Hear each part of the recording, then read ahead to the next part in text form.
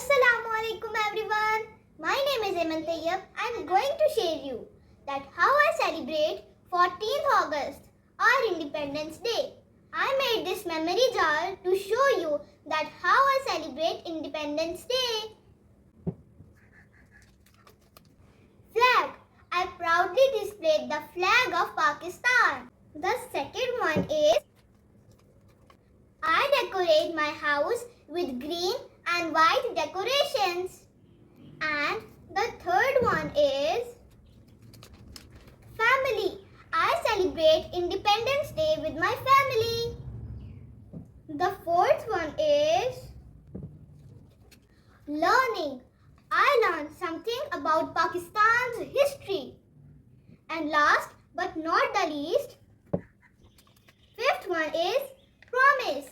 I promise to be a good citizen of Pakistan. This is the way I celebrate my Independence Day. Thank you.